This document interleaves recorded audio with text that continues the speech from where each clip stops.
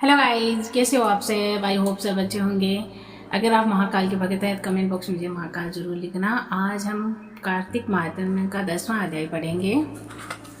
तो राजा पृथु ने कहा, हे देव ऋषि, आपको नमस्कार है। अब कृपया करके आप ये कहिए कि जिस समय भगवान शंकर ने माथे का तेज सिर सागर में डाल दिया उस समय क्या हुआ? नारद जी ने कहा, हे राजन, अब शंकर जी ने तेज सिर सागर में डाल दिया तो वह शीघ्र ही बालक होकर गंगा सागर के संगम पर बैठकर संसार को भय देने वाले रुदन करने लगा। उसके रुदन से समस्त संसार व्याकुल हो उठा।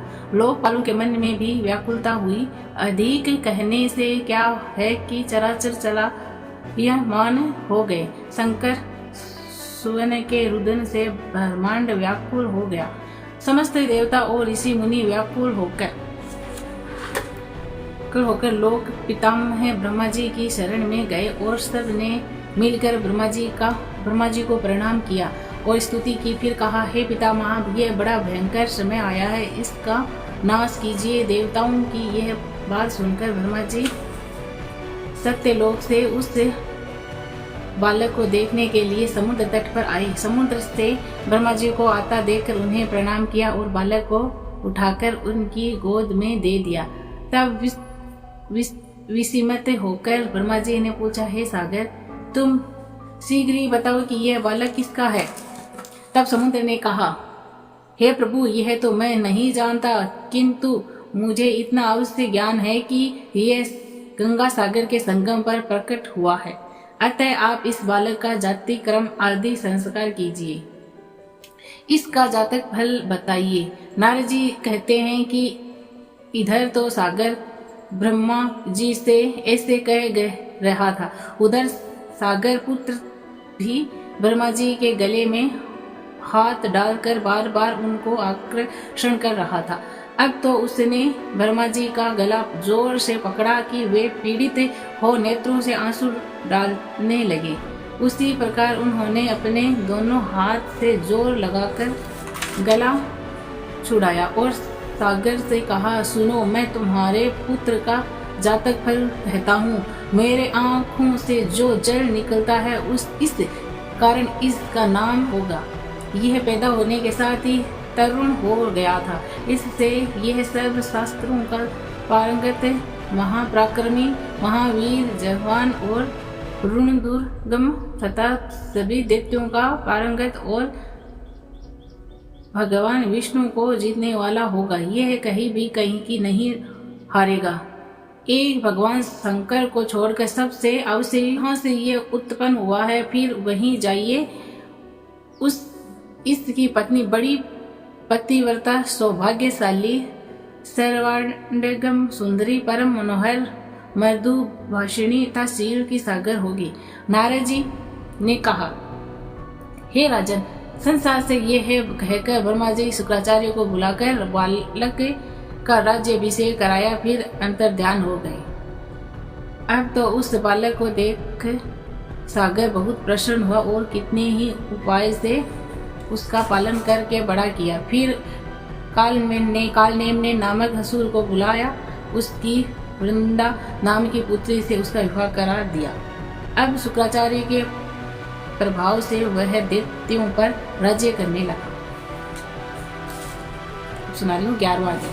नारद जी ने कहा, एक समय जलेंद्र पत्नी सहित असुरों से सम्मिलित हो सभा में बैठा था तो परम कीर्तिवान श्री शुक्राचार्य जी कहा वहां पहुंचे, जिनके तेज से सब दिशाएं प्रकाशित हो गई।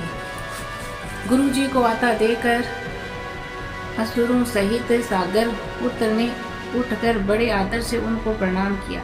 तेजस्वी शुक्राचार्य जी ने सबको आशीर्वाद दिया। फिर एक आसन पर बैठकर सब दैत्य भी यथा स्थान पर बैठे गए और सागर पुत्र ने नम्रता से यह प्रश्न किया, हे गुरु जी, राहु का सिर किसने काटा था? आप हमें ये बतलाइए।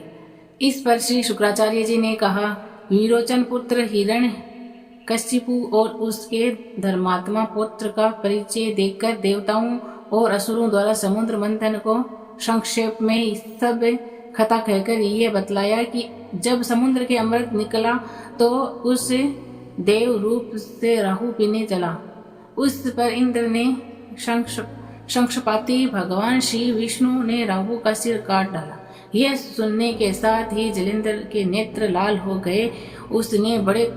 उसने बड़ा क्रोध किया। फिर अपने धस्मर नामक दूत को बुलाकर गुरु का कहा हुआ सब वृतांत सुनाया और उसे यह आज्ञा दी, तुम शीघ्र ही इंद्रपुरी में जाकर इंद्र को मेरे शरण में लाओ। धस्मर जलंधर का बड़ा निपुण दूत था।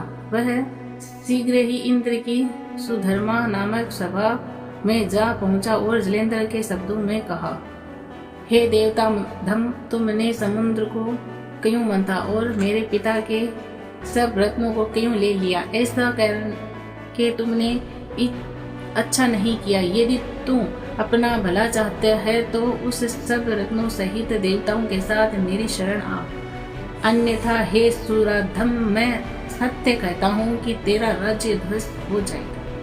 इस पर इंद्र बहुत विस्मित हुआ और कहने लगे, पहले सागर ने मेरे भय से सब पर्वतों को अपने सुशित में क्यों स्थान दिया और मेरे शत्रु दैत्य की क्यों रक्षा की? इसी कारण मैंने उनके सब रत्न हरण किया है।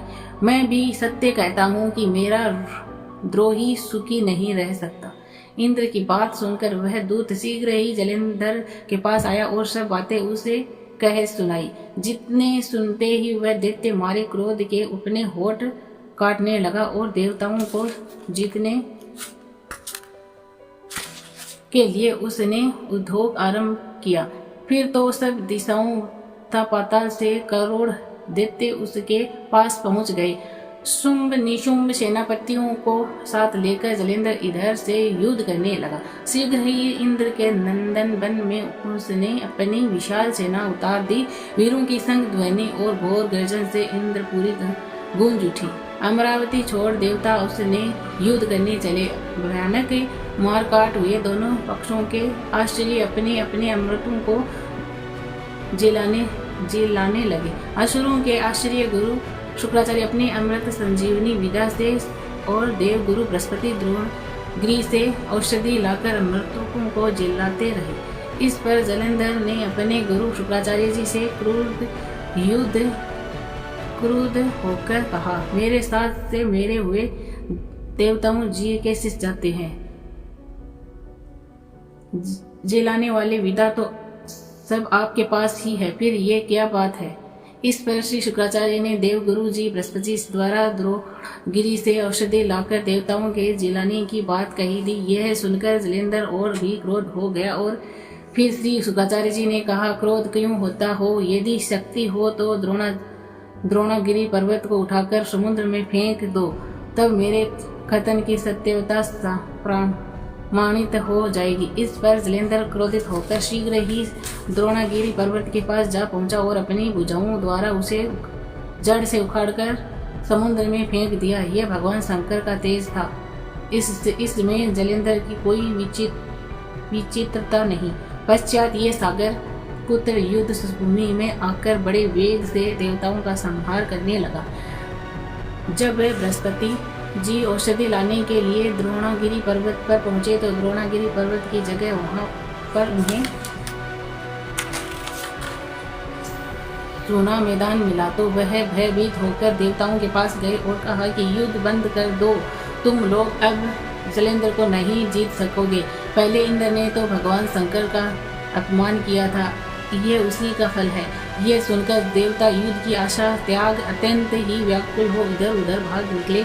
सिंधु सूत निर्भय होकर अमरावती में प्रविष्ट हो गए। इंद्र आदि देवताओं ने गुफाओं में शरण ली।